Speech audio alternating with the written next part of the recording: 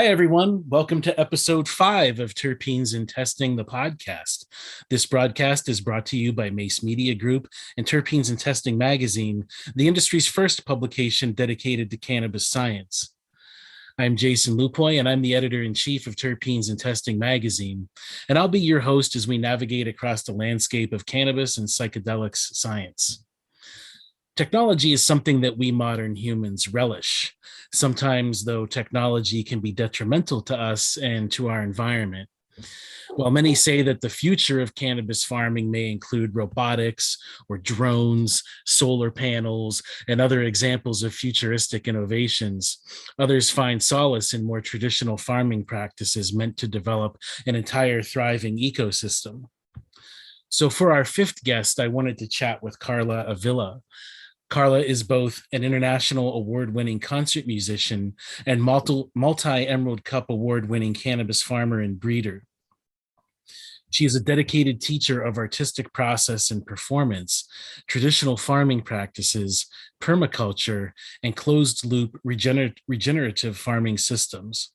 She's also co-author of the Flowerdaze Farm Regenerative Guide to Cannabis, a season-long recipe book for the Beyond Organic Gardener.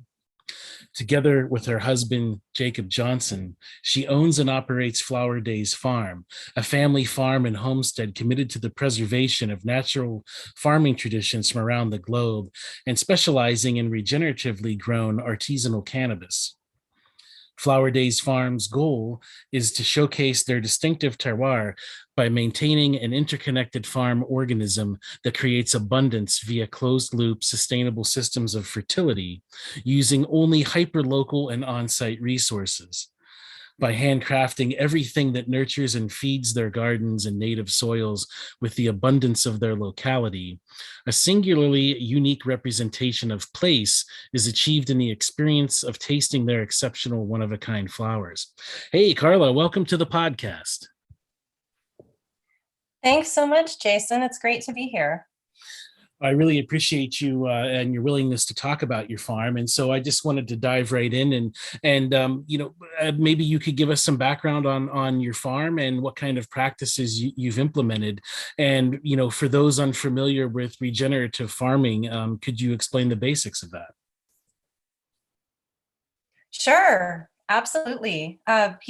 Regenerative agriculture is a term that we use to describe farming practices that are based in basically having your fertility management systems all on site and all of your fertility sources being sourced on site or in your immediate bioregion. So really local resources. You're not really importing anything to amend soil with fertility from external sources outside of your hyperlocality. And in our case, the majority of those, almost 100%, are from our site. We do source occasionally some extra straw hay from a neighbor and occasionally do a fair bit of wild crafting, but that's again in our immediate locale. And so it's just a way to really farm where you're replacing what you take out of the soil in closed loop systems and then putting it back in for the next year. So you're not extracting from your soil the way industrial agriculture today has kind of been designed to work. And you're not required, or basically your dependency is not requiring external resources as a farmer. So you're really looking at developing animal systems for manure and on-site composting and utilizing all of the elements that exist in your site and in your locality to provide the fertility that you use year after year, and ideally put in more than you take. And then, the same goes for water sources. Water systems are designed to be passive, to collect rainwater, to put back into the ground as much water as possible, to not let it just flow off, to use good permaculture practices in your water resources and conservation methods, and to really identify ways that your farm and your property are utilizing their own resources in balance with what they can sustain. So, when you say a closed loop system, can you explain what that means?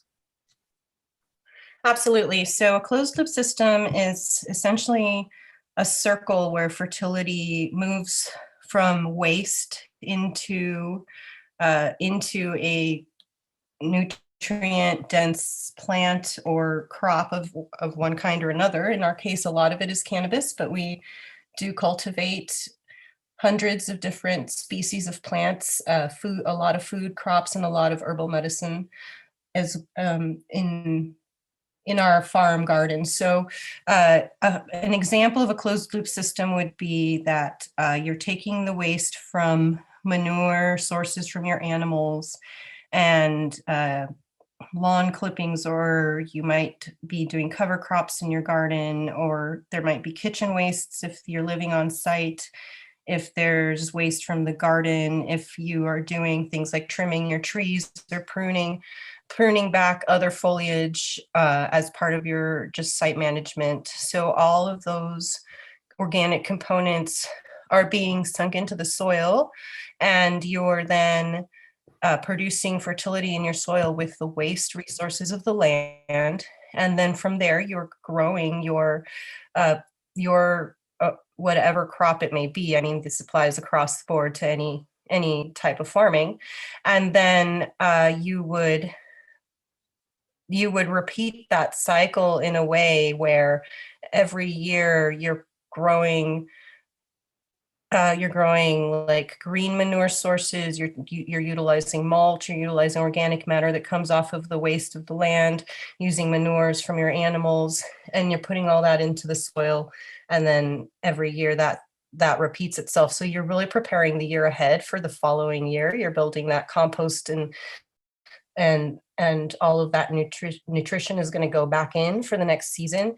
It's really important to have animal systems to help sustain that. So you're looking at really biodiverse farming where you're doing not just one crop, and where you're really farming in the more traditional sense where you're doing more than one aspect, and those things provide a way for the fertility to exist without having to then go and buy soil amendments or soil or compost or any of the inputs that go typically into costs for producing a commercial crop.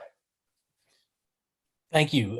Thank you for that. That's really informative. And you had mentioned water, and obviously the scarcity of water is something that Californians are no stranger to. So I was just curious how you maximized the water resources that you do have.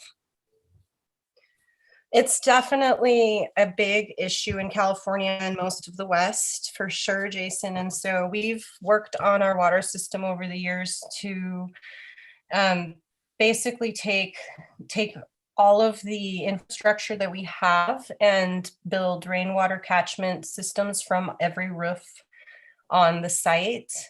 And all of those are funneled into large off-channel reservoirs, which are essentially like a pond, but not connected, in our case, to any surface water that's naturally occurring. It's 100% coming from rainwater off of roofs and going in a gravity-fed system into ponds that are located strategically to be able to work with gravity and slopes. So we kind of had to look at our whole farm site, our whole property, and look at the slope and the grade and where the high points and low points are and where the structures are located and where their garden is. And we in our case have two rainwater catchments, one at the top of the property and one further down. And they each catch together, they catch enough for our entire irrigation needs from April through October. So we can forbear from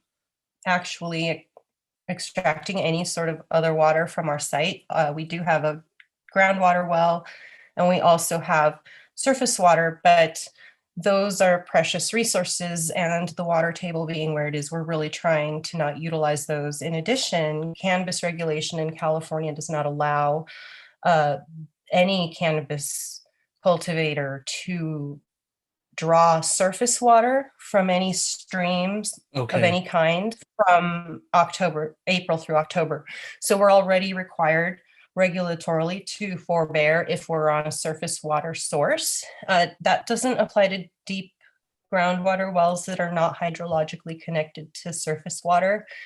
However, we have seen in the last few years in California that the water table impacts are definitely affecting farms, and agriculture is having to curtail because the groundwater table, depending on where you're at, is also impacted by multiple years of drought at this point. And so we are really looking at just trying to conserve as much water as we can, so not letting any of the rain escape the site without being caught and stored. And then we use a lot of permaculture practices to enhance conservation of water by making our soil optimally act as a true sponge. And I mean, first, the practices help achieve that really correct soil quality to really absorb rainwater and not have runoff. And that's one of the issues on Earth with climate change that we're facing, is the lack of surface area on the Earth with real soil left. So partly we're just trying to really build soil everywhere. And then secondly, we're also designing our site to have a lot of, like, a series across different contours and slopes that of ditches and berms, of basically catchment holding back rainwater from not necessarily going into our pond, but preventing it from running off and trying to get it to really just hold and seep into the soil. So you're really just working with multiple methods, permaculture being a big important part of this, is permaculture design of your site to hold as much water in the soil as possible. And what that does is, for us in California during the rainy season, in the winter and spring, we see our soil expand with under its own abilities, like a sponge, to fill all the way with water and catch every drop that falls on our surface area, which in a typical year on our 3 acres of farm, we can typically see 3 million gallons of water fall Wow. from the sky. So Wow. we're looking at really holding that in the soil, in addition to in our storage catchment water storage. But when the soil is holding water correctly and it really works like a sponge, you see that your watering goes so much farther, and you're using a significantly reduced rate of irrigation. You're lowering your water needs to effectively achieve the same yield output per square foot. So you're just really maximizing your ability for your soil to utilize water efficiently. Yeah. So out of that 3 million gallons that you said falls on your under your acreage, how much of that would you have to use for cultivation of your crops versus how much would you be able to have, kind of in reserve? We've typically only used a small fraction of what would be the potential. We've purposely designed our sites that we could safely make it through even a significant drought year. We also have the goal of having significant water storage through the dry times for fire protection, which is a reality living in the Right. forest in the mountains of Northern California. So we have a significant portion of our water storage that we keep on reserve for that and don't want to tap into for commercial agriculture. We also have residential uses. So we safely find our need for our commercial scale. We do see different rainfall on different years, and there is significant amounts of, depending on how hot it gets, how early in the season, you do see fluctuations in kind of what your storage capacity looks like from year to year. But we have thankfully been able to design it where we have well enough in reserve. The percentage does vary though. And our farm crop that is commercial cannabis, because we also have, you know, a lot of other crops on site that we produce, but cannabis in particular, and then we have the livestock too, and they take water, but the cannabis is extremely efficient as an agricultural crop. So I don't necessarily need to use more water to irrigate commercial cannabis than I need to irrigate tomatoes or cattle. In fact, I think it uses far less than things like alfalfa, things that require a lot of irrigation, like pasture.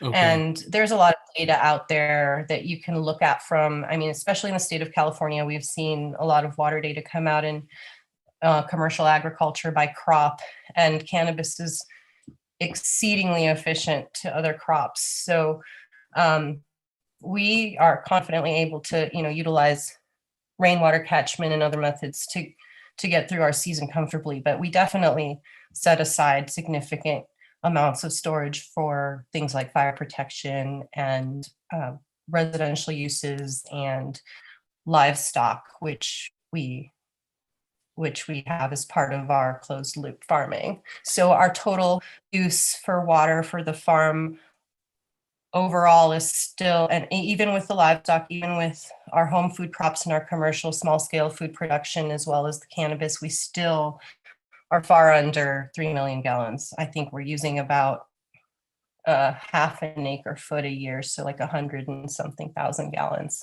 Oh, okay. to produce Okay. something. You mentioned fires, and that, you know, it's obviously become, you know, kind of an annual thing in many places outside of California, and of course in California. And I was curious how you see these types of you know, climatic changes where uh, scarcities in water or fires and things like that. How do you see that kind of affecting large scale cannabis farming, or just cannabis farming in general moving forward? Well, it's already impacting cannabis farming and definitely all agriculture in California. We have had curtailments in across the board in all agriculture on all appropriative water rights since at least a year ago, the previous year of drought. And now we're in year 3 of severe drought in California. And we are seeing on large scale commercial agriculture in every in every sector. But if you look at cannabis specifically, there's a wide range of both geography. There's cannabis all across the state, and also size, scale. There's all sizes and scales. So I think that answer might vary depending on who you're looking at and where they're located and what their scale is. But it does appear that depending on what your water resources are and what your water rights are, which in California in cannabis are heavily regulated, not the same as other agriculture, then you're definitely seeing limitations dictated by water for the future of what a farm can actually produce. It will be dependent on the limitations of their resources, and those are shrinking. The water table below a lot of the agricultural land is not where it should be or has been. And the state of California expects that it actually has exceeded far what is there in reality in what it has appropriated in water for the year to all users. So we're looking at essentially paper water in California, where it says you have water on paper, but whether or not it's really there is like you got to go see in real life and see if that Wow. stream is running. And the reality is a lot of them are not. So it's getting pretty real, and I don't know what the future holds. It's going to be site specific, and it's also going to be statewide and across the whole West. I'm sure we will see impacts in food costs, not only from transportation, all the other things that are increasing food costs, but certainly water. Water is a huge issue there. And in California, the fact that we ship out a lot of our production, our agricultural production, we're shipping out our water. It's in the product, at the end product. It's in the apple, it's in the tomato, it's in the Right. flower, it's in that, it's getting shipped all over. So the products that are leaving the state in our case we're watching our water essentially dissipate as we export. And so I don't know what that looks like long term for California, but it certainly is going to have significant, wide sweeping impact and require some sort of serious, large scale adjustments. And I don't know if there's a good solution other than if it starts raining again. Yeah, I mean, in the face of all that, it sounds like you and in your farm have kind of tried to mitigate some of those effects by living off what you have available and those hyper local resources. Yeah, I mean, absolutely. The whole goal is that if every aspect of agriculture if everybody adopted practices that were regenerative, truly sustainable, really working in the balance of your resources, if all agriculture was regenerative, we would be able to reverse climate change and we would solve these problems. And it is the number one thing on Earth that impacts climate change is our agriculture and the practices that are not like the ones we've adopted. And so but when you adopt these practices, you immediately start to see the shift in the benefits to your farm's ecosystem, and over time it really strengthens your resources incredibly, and your resilience. As a commercial farmer, I think that's a huge benefit. And so a big part of the work that we do these days is actually off our own farm and really trying to, back and forth, but really trying to educate other farmers about how to make these changes and how to transition to fully regenerative practices and be able to reap those benefits and build that resilience as these challenges, increase over time with just the realities of climate change and water and drought and all of what we are facing as agriculturalists today. And so, the goal is to actually be able to affect really incredible change in a positive way. And it's part of, I think, our mission as a farm is to try and build community around regenerative agriculture and support other farmers in their endeavor of making that process for themselves. Yeah, and you just summarized why I really wanted to have you on the podcast and talk about this, because it's that educational aspect that I think is important. I don't know how many people out there have heard of some of these types of farming. A lot of what we tend to look to seems to be very modern things, like I mentioned at the outset.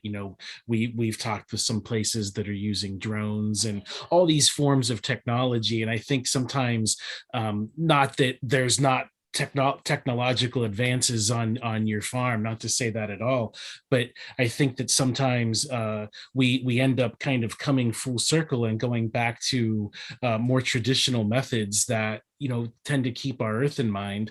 And that's why I really wanted to discuss this further with you. We did a really nice interview with you, and I guess for my last question, I wanted to kind of tie into what we talked about in that interview just quickly and focus on your products. And I was curious if you could explain why you feel that the concept of terroir is important, and what does it add to your products?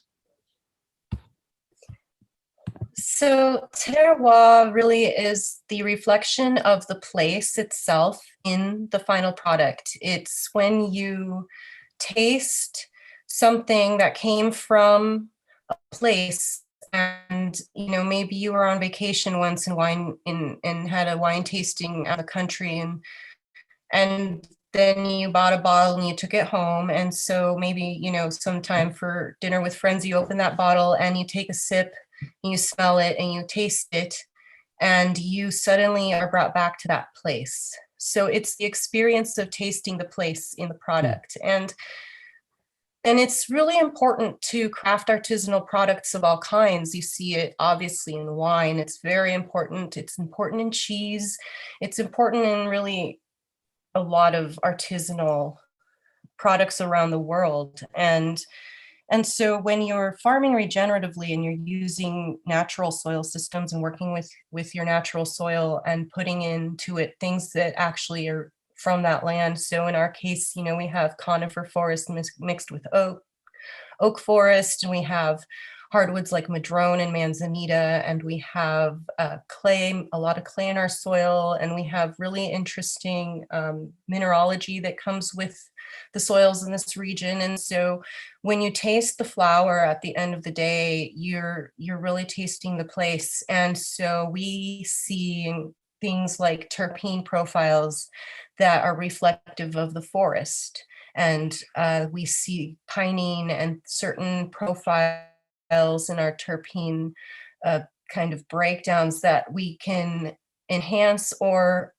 celebrate in the terroir of product. And it's the same with the soil itself. And so if you're not importing amendments, you have an incredibly unique product at the end that is not able to be replicated because it's unique to that place. And so it's that experience coming out in the experience of tasting the product, of experience the product in whatever way that product is meant to be experienced. And in cannabis, the terpenes, the whole profile, and all of how that works together in the whole plant, in the whole flower, is an art form of a collaboration with nature, which is, as we like to say, and ultimately for us, the goal in what we're trying to produce. But I think it's something really special and unique that we can bring to consumers, and that can really celebrate the uniqueness of the place. Yeah, that's amazing. That's really cool stuff. I appreciate you sharing that. And Karla, we're out of time. Unfortunately, I want to thank you for being my guest today and for chatting with me about sustainable cannabis cultivation and your farm. I'm somebody that's a believer that we should be mindful of our earth in everything that we do and always try to leave it better than we found it. And so I really appreciate you spending some time with us today. Absolutely. It's my pleasure, Jason. Thank you. And thank all of you for tuning in. We will see you next time on Terpenes and Testing, the podcast. Until then, please come visit us at www.terpenesandtesting.com or on one of our social media platforms. Cheers.